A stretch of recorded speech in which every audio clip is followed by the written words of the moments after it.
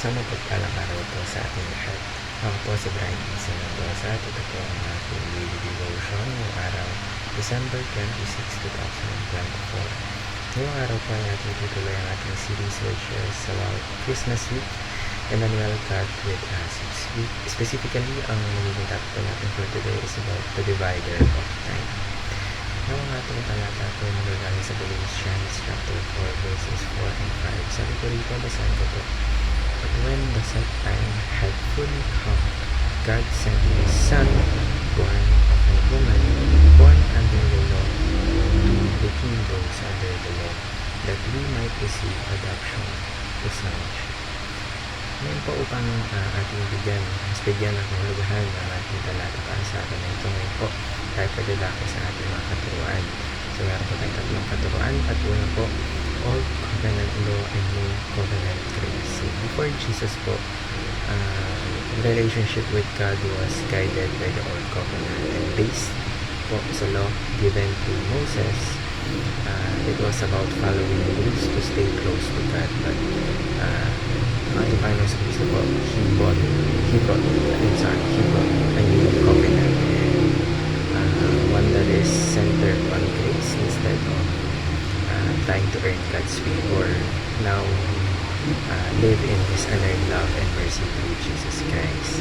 Ikalawa po, old creation and new creation. So Jesus didn't come para lang to patch things up, but He came to make everything new, para baguhin ang lahat, because through Him we're no longer stuck in our old ways or defined by our past, kasi we're transformed.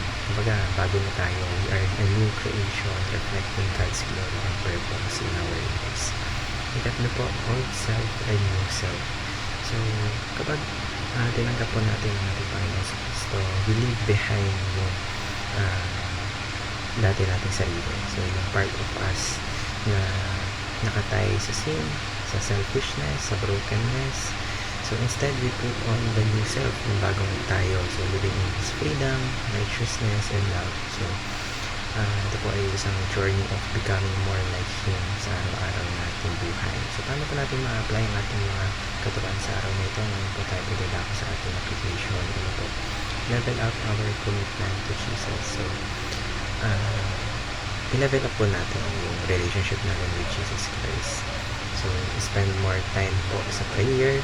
So, aralin po natin yung Kanyang salita and magtiwala po tayo sa Kanya in every area of our life. So, kapag committed po tayo, we grow closer to Him and see His work in us. Ikalawa po, live our new creation, identity in Christ. So, you're not who you used to be because you are new through Christ.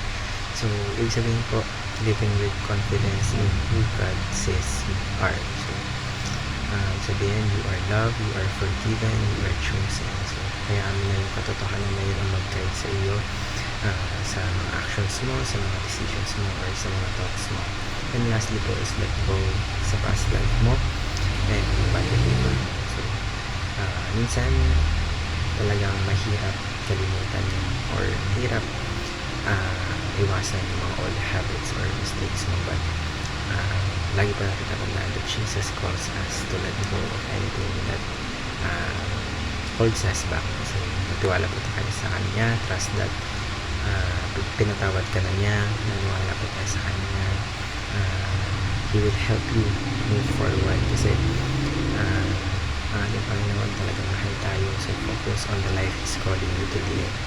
So, live a life full of purpose and grace. So, yung araw po, let's thank God. Pasalamatan po natin ang ating Panginoon for making you new sa pamamagitan po ng ating Panginoon sa Kristo. Naway marami po tayo